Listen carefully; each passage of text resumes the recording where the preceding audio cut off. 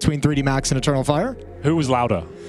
I don't know. I left before 3D Max finished, so I didn't actually physically hear the peak volume. Who sounded better? That's a great question. I'm not sure about that one either. All right, well, there's singing in the room. I just wanted to let you know there was singing. If they had to do 5 versus 5 karaoke, who would you have to win that? I'm going to take the French in that kind of a situation. Yeah, for a singing. Yeah. Now, when it comes to Counter-Strike, do you also back the French there? Counter-Strike, I think I'm going to go with the Turkish side on this one. Eternal Fire, you know, as a little bit lackluster as their stage 1 was, at the end of the day, it doesn't matter. They got through to the next stage. You could say the same about 3D Max.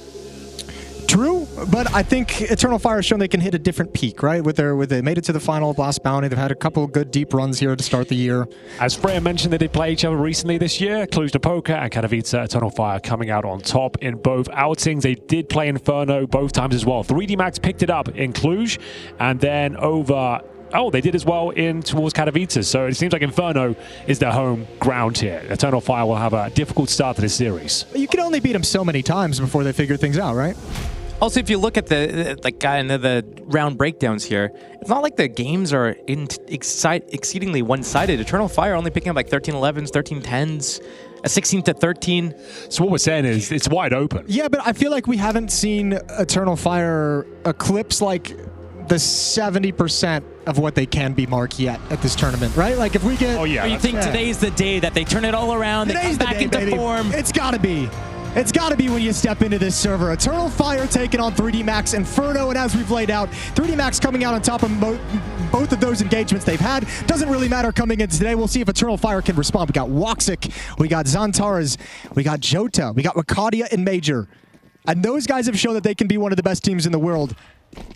And 3D Max going to try and provide a little bit of resistance to start this Swiss stage.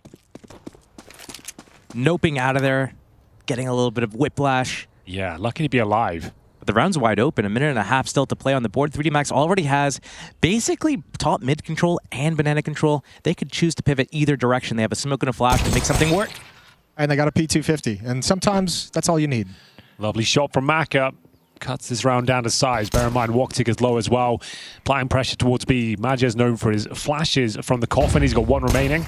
And because they're so weakened by that pick-off, you already saw the jump of the rotation from Woxic and Wakadia, who just now are like, oh, they haven't committed, so we'll get back to the A bomb site. But it's only Wakadia, and he's alone against 4 as they come up short.